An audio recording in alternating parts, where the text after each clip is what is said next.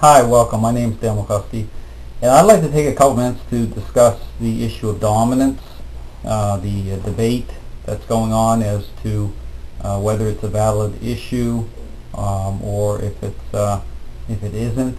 And I show very clearly what I show very clearly through the dog and human connection, through the shared connection through nature and the pack relationship, is that it is a very real issue. However, what you need to do to understand what dominance really means is to replace the word dominance with influence, and think, when you think about influence, think about the same as establishing parental influence over a child through how you parent, and how that impacts the decision making and behavior of the child, because it follows the same path, it parallels the exact same way. So when you hear a lot of people or academics or those who align with these ideas about and lean heavily on these ideas of learning theory, you have to put everything in the context. What is happening, and this is a very deceiving thing about nature, is because this happens a lot, because I encounter these people that are frustrated and are looking for help, that have failed within these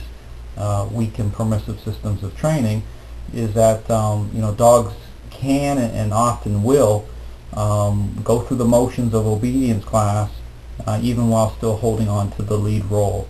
And so what needs to happen is when I look at unwanted behavior, what unwanted behavior represents, I look at how a dog's decision making is being impacted at the role changing level, because I show very clearly how a dog's mind is governed and influence branches off this role, and everything is once a dog gains a level of influence and power within the relationship through the lead role, all interactions all become contaminated as a result. And this happens right away, right from the puppy stage up through, and it becomes once a dog owner needs intervention, it can become a very difficult issue to overcome, because the focus has to be on bringing the dog owner in competition for the lead role. So when you hear trainers talk about the issue of dominance, what they're doing is they're packaging it up into something it's not. And further, what they're doing is taking these ideas about learning theory, how dogs can learn, and they're elevating them up, and they're not going back and qualifying the type of influence within their learning models. What they're doing is, what's happening, and this is becoming very popular, is the new standards becoming, if it feels good and it looks good, it must be good. I mean, the dog must be well behaved. If the dog's going to a sit and a down, and they're using motivating agents such as clickers and connecting dots through with treats, and but they're not testing that. They're not looking at how a dog's decision making is being impacted at the unwanted behavior level.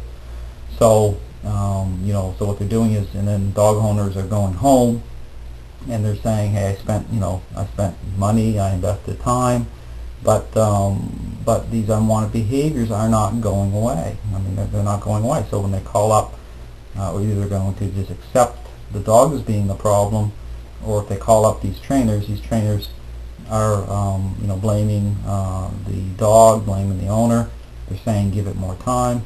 And what I show very clearly is when you start to change out the roles, you start getting competition for the lead role, you'll see the dog's decision-making process being impacted immediately.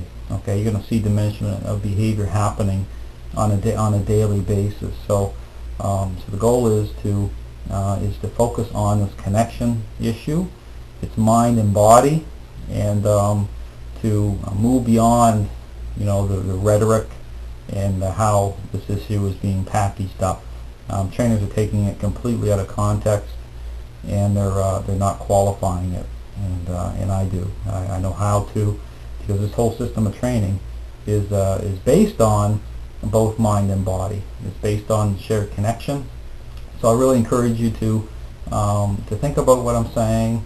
When you're seeking advice or information, that you look beyond appearances and what's just seen from the surface, because again, you have to be able to step back, be objective enough to put everything into the proper context, make sure all the dots connect the right way. So if you're interested in the system of training, again, you can check out my website, www.k9pack.com.